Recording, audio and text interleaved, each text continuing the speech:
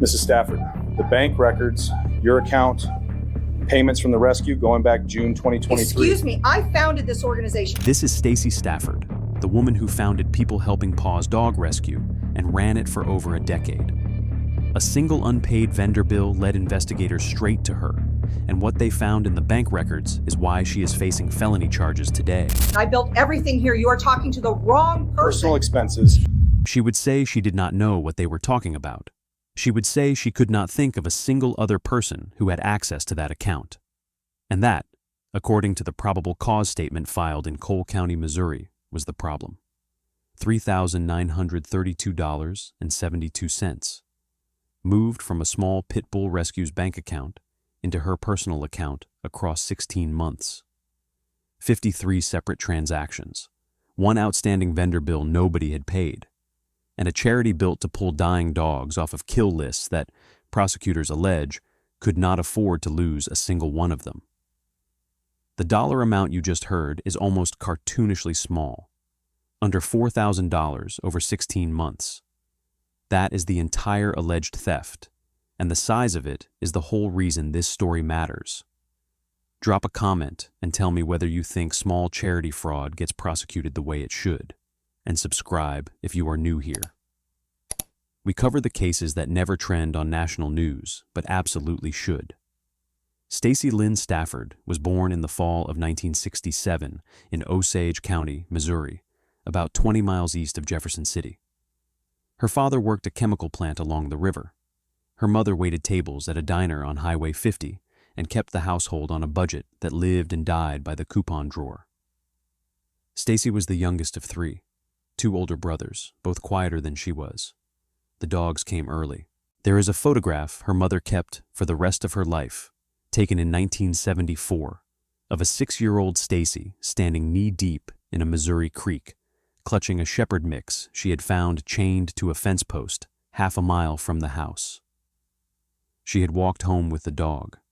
Her father untied the rope, gave the animal a bowl of leftover meatloaf, and told her they would find the owner in the morning. They never did. The shepherd stayed until it died 15 years later, and by then, Stacy had brought home 4 more. She graduated from Osage County R2 High School in 1985. She did not go to college. She married at 20. She was divorced by 26 with no children of her own, and after that, there was only the work and the dogs. She took a job at a Jefferson City insurance office in 1990, filing claims and answering phones. Detail-oriented, reliable. She stayed there 12 years. Her 1998 evaluation, later subpoenaed by investigators for background purposes only, described her as, quote, unusually organized, works well independently, tends to volunteer for assignments involving animals or public outreach. She left the insurance office in 2002 to work part-time at a Cole County veterinary supply distributor, driving a delivery van between clinics from Fulton to Herman to Lynn. That job put her inside almost every small animal veterinary practice within a 50-mile radius of the capital. She learned the vet techs by first name. She learned which clinics did discounted spays for rescues. She learned which shelters were quietly euthanizing pit bulls the moment their stray hold expired, because no one would adopt them. In 2008, the recession hit central Missouri hard. Foreclosures spiked across Cole County. Shelter intake numbers climbed with them. Stacy started noticing the same story over and over at the clinics on her route. Families surrendering dogs because they could not afford dog food. Not medical bills, not behavior problems, just food. She started keeping bags of kibble in the back of her delivery van and dropping them off at houses her vet tech contacts pointed her toward. By 2010, that habit had a name, People Helping Paws. It began as a food pantry in the shared garage of a friend's split level in South Jefferson City. 6 volunteers, a donated chest freezer, bags of Purina that a distributor had marked out of code but were still perfectly edible. That first year, they distributed 900 pounds of dog food to families across 4 zip codes. To understand how nearly $4,000 could allegedly move out of a nonprofit bank account without anyone catching it for 16 months, you have to understand what a small Missouri rescue actually is. It is not a building. It is not a staff. It is not the machinery most people picture when they hear the word charity. People Helping Paws in 2012, when it filed to become a 501c3, was a founder, a handful of volunteers, and a network of foster homes scattered across 4 counties. Its office was Stacy Stafford's kitchen table. Its intake facility was her fenced backyard, where medical hold dogs recovered from spays and heartworm treatments in a converted garden shed she had insulated herself. Its board of directors, as filed with the Missouri Secretary of State, listed 5 names, of which 3 were unpaid friends who signed off on annual paperwork and otherwise did not touch operations. The IRS classifies most small nonprofits like this under a filing threshold that requires only a Form 990N postcard each year. 1 page, a digital confirmation, no detailed financial disclosure. Missouri's Attorney General maintains a charitable trust registry, but the state's audit apparatus is not built to reach every volunteer pet rescue in every small town. Oversight of a group like People Helping Paws was, and for thousands of Missouri charities still is, functionally the honor system. The money came in 3 ways. First, Chewy and Amazon wishlist donations, which went directly to product. Second, a Facebook fundraiser page that had, by 2022, raised over $240,000 in aggregate lifetime donations from an average gift of about $32. Third, adoption fees, ranging from $150 to $350 per dog, depending on medical need. All of it landed in a single business checking account at a regional Missouri bank. The signatory on that account, according to the probable cause statement, was Stacy Stafford. And only Stacy Stafford. In 14 years of operation, nobody else had ever been added. When the vice president was asked later by Jefferson City Police whether anyone besides the founder had access to that account, she said what everyone at the rescue would have said. No, it was Stacy's account, because Stacy was the rescue. That trust was not misplaced by accident. It was earned. Between 2012 and 2023, prosecutors do not allege a single missing dollar. 11 years of tax filings, adoption receipts, vet invoices, foster reimbursements. All clean, all accounted for. Every dog they intook, they either placed, returned to a bonded owner, or buried. Their euthanasia rate for owner surrenders was, by 2020, under 3%. That is the version of the rescue everyone was living inside when prosecutors say something changed. According to the probable cause statement filed by the Jefferson City Police Department, the first transaction the state considers unauthorized posted on June 8, 2023. $247.18 at a home goods store on Missouri Boulevard, charged to the rescue's debit card. Applied, prosecutors say, to a purchase for the founder's personal residence. 98 cents on the dollar of every gift that landed in that account was supposed to move back out to vet bills, food, spay, and neuter vouchers, and gas cards for volunteer transport drivers hauling dogs from rural kill shelters to Jefferson City. The rescue's own public financial statement from fiscal 2022, still archived on its website, listed program expenses at 94% of total spending. Administrative and fundraising costs, 6%. By every external metric available, it was a tight ship. The June 2023 charge was followed by another the next week, $58 at a grocery store, then $112, then a subscription that renewed monthly. The transactions, according to the police narrative, were not clustered. They were sprinkled, small enough individually that nobody at the rescue reviewing the monthly statement, if anyone had been, would have flinched. 130 here, 92 there, a tank of gas, a quarterly streaming subscription, a charge at a national pharmacy chain, a veterinary copay at a clinic that, according to investigators, did not have any of the rescue's dogs on file for that date. 53 transactions over 493 days, averaging out to about $74 per charge. Nothing that would trip a fraud alert. Nothing that would move a bank compliance officer to pick up the phone. Just a slow, patient drift, allegedly, of a small rescue's operating account into the household expenses of the woman who ran it. The rescue in that same window took 147 dogs. 22 of them heartworm positive. 9 required orthopedic surgeries. 2 had mange so advanced their skin was cracking.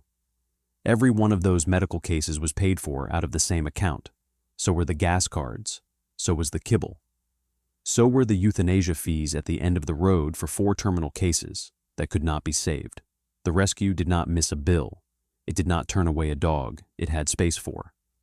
That is what makes the allegation land the way it does. There was no cash flow crisis. There was no visible cost. The alleged theft moved through an account that never once, in that period, failed to fund the mission. The alleged pattern escalated in the final quarter of 2024. The largest single charge in the probable cause statement is dated October 18, 2024. $283 at a national retailer. Prosecutors allege it was the last unauthorized transaction before the account activity, for reasons investigators have not yet placed on the record, changed. After that date, according to the ledger, the account behaved normally again, as if whoever had been drawing from it, allegedly, had simply stopped. This case was not broken by an audit. It was not opened by a whistleblower. It was not triggered by a tip line. It began, according to the probable cause statement, with a bill. Sometime in the late summer of 2025, tensions inside the People Helping Paws board had begun to shift. The exact reason for that shift is not in the police narrative. What the record does show is that at some point in the fall of 2025, Stacy Stafford was relieved of her position as chief executive of the organization she had founded 15 years earlier. The remaining officers took over the operational side of the rescue. Foster placements continued.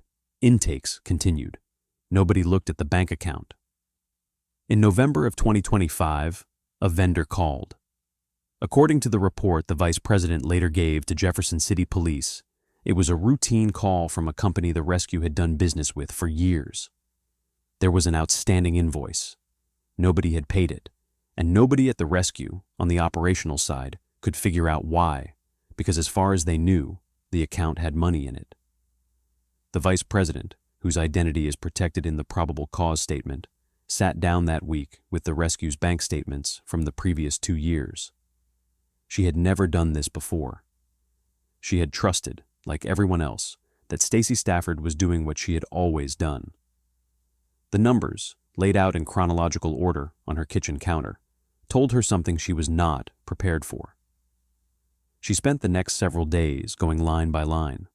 She matched the debit card charges against known vendors. She matched the deposits against fundraiser payouts. She flagged everything she could not explain. When she was finished, she called the Jefferson City Police Department. The complaint she filed alleged that the founder and former CEO of People Helping Paws Dog Rescue had used organizational funds to pay for thousands of dollars in unauthorized personal expenses. She could not, she told police, verify every transaction she had questions about. Some of the questionable activity, she believed, went back further than the records she had access to. Some of it fell outside the statute of limitations, but she had a chargeable window, and she had a signatory. That is the story of how this case became a police report, not because a system caught it, because a creditor wanted to get paid. The Jefferson City Police Department assigned the case to their Financial Crimes Unit in late November of 2025. The investigator worked from a subpoena of the rescue's bank records, covering the period the vice president had identified. 2 years of statements, every debit card charge, every ACH transfer, every point of sale transaction with a merchant code and a timestamp. The physical evidence in this case, unlike most true crime stories, is not a smoking gun. There is no notebook. There are no incriminating text messages in the probable cause statement. There are no photographs. There is a spreadsheet. Investigators built it themselves, according to the filing, from the bank records. Column A, transaction date. Column B, dollar amount. Column C, merchant name. Column D, whether the charge could be matched to a legitimate rescue expense. Column D is where the case sits. 53 rows spanning June 8, 2023 to October 18, 2024, with the same entry repeating in column D, unauthorized. They totaled to $3,932.72. The investigator called Stafford on February 19, 2026. The call is documented in the probable cause statement. It is not a full interview. It was a phone call. She was cooperative. She answered questions. And according to the officer's write-up, when she was asked whether anyone besides herself had authorized access to the Helping Paws bank account, she was, and this is the language in the report, unable to identify any other individuals with such access. That answer is why this case became a felony charge. Because for every one of those 53 transactions to move from the rescue's account into her personal bank account, someone with signing authority had to have moved it. And if she was the only person with signing authority, and if the transactions landed, per the police narrative, in her personal account, then the paper trail was not circumstantial. It was direct. Investigators also spoke, according to court filings, to 2 additional witnesses from within Helping Paws. Both stated that the founder had at various times mentioned to volunteers that she used the rescue's debit card, and this is a paraphrase from the filing, to grab things for the dogs and reimburse it later. Neither witness could recall any instance in which they had personally observed a reimbursement move in the other direction. The vice president, when asked directly whether she believed the 53 transactions represented the entire scope of what had happened, said she did not. She believed the actual figure was higher. Investigators, per the filing, declined to charge on transactions they could not independently verify. Several of the disputed charges fell outside the 3-year statute of limitations for Missouri's stealing statute. Others were within the window, but could not be matched to a specific personal purchase. Those transactions did not make it into the indictment. The chargeable universe was the verified universe, $3,932.72. Not a penny more, not a penny less. We are heading into the courtroom side of this now, and I want to name something before we go. This case is still pending. Stafford has not entered a plea. She has not been tried. She has not been convicted. Everything you have heard is what prosecutors and police have written down in a probable cause statement and a grand jury indictment, and she is entitled to the presumption of innocence until a court says otherwise. If you appreciate coverage that walks that line, honestly, subscribe. We do not pretend to know what a jury has not yet decided. The confrontation in this case, unlike most, was not a body cam moment. There was no dawn raid. There were no handcuffs on a front porch. There was a phone call in February, a probable cause statement in April, and a criminal summons that arrived, prosecutors say, by regular mail to Stafford's home address in Jefferson City in the spring of 2026. The February 19th call, though, is the closest thing this case has to a confrontation. It is the moment on the record where the accused and the accusing system met directly for the first time. The officer identified himself. He told her the department was investigating a complaint regarding financial activity at Helping Paws. He read her the specific dollar figures. He asked her to describe her role at the rescue. She described it, per the filing, accurately. Founder, former CEO, sole signatory on the operating account until she was relieved of her position. He asked her whether anyone else had ever had access to the account. She said, and this is paraphrased from the officer's summary of her response, no, that access had always been hers. He asked whether she had, at any point between June of 2023 and October of 2024, used the account's debit card for personal expenses. She did not, according to the report, provide a direct yes or no. She said something the officer wrote down as an acknowledgement that some transactions may have been mischaracterized. She said she would need to look at the records herself. She said she did not remember the specific charges he was describing. The call ended cooperatively. There was no dramatic admission. There was no denial. There was a woman on a landline in Jefferson City on a February afternoon being asked to account for something she said she could not remember without seeing. That was February 19th. On April 3rd, according to the Cole County Court docket, formal charges were filed.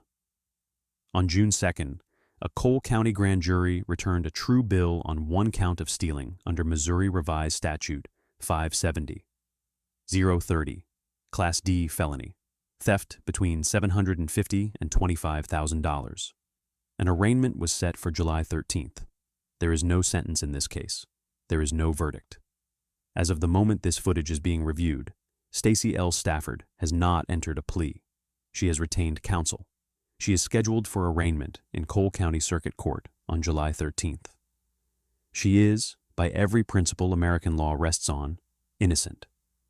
What this story does have, in the absence of a verdict, is a set of consequences that arrived before the courthouse could weigh in. The People Helping Paws Board of Directors issued a public statement in the days after the indictment was unsealed. It thanked the volunteers, the fosters, the donors. It confirmed that the rescue would continue operations, that intakes had not paused, that every dog in their care would remain in their care. It did not name Stafford. It described her only as, and this is the phrasing from the statement, a former officer whose access to organizational finances has been terminated. Donations, per the rescue's public financial disclosures, dipped in the first month after the story broke locally. Then they climbed.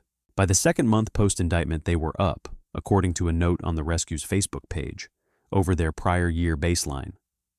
Missourians who had never heard of People Helping Paws before the news cycle sent $30 gifts because they wanted the dogs to be all right. The community, in other words, did not walk away from the rescue. It walked toward it. The dogs themselves are the part of this story that does not care about court dockets. 13 dogs were in the rescue's active foster network the week the indictment came down. All 13 were placed within 90 days, 6 of them heartworm positive, 2 orthopedic recoveries, 1 senior surrender whose owner had died and left her with no one. All placed. The vet bills for that quarter, according to the rescue's public treasurer's report, ran just under $11,000, which puts the alleged theft, if a jury eventually agrees with the state, at roughly the cost of 13 weeks of the rescue's medical care. That is the arithmetic of this case, not the $60 million Medicaid frauds that make the national news, not the boiler room in Boca Raton, not the hedge fund. $3,932.72 allegedly diverted from a Jefferson City pit bull rescue over 16 months. An amount that, if you laid it against the actual work the rescue did in that same window, was somewhere between 3 and 4 weeks of vet care. Enough, if it had stayed in the account, to pull maybe 8 or 9 additional medically fragile dogs off of Missouri kill lists. That is the strange dual reality of this case. The woman charged is the same woman who, in 2010, was hauling bags of donated Purina out of her insurance office parking lot into the trunk of a used sedan to feed dogs whose families could not. The account allegedly drained is the same account that, in 14 years of operation, funded the placement of over 3,000 animals. Both things are, if the state's version holds up, true at the same time. The trial, if it goes to trial, is unlikely to begin before the winter of 2026. Missouri Class D felony stealing carries a maximum of 7 years in state prison, a $5,000 fine, or both. Most first offense, Class D convictions in Cole County resolve with probation, restitution, and a suspended imposition of sentence. Prosecutors have not publicly indicated whether they will offer a plea. Defense counsel has not publicly responded. The court file, as of this moment, contains 1 charging document, 1 indictment, and a scheduled arraignment. That is all. A grand jury has said the case is worth putting to a court. A court has not yet said anything back. The presumption of innocence, in this case, is not a rhetorical flourish.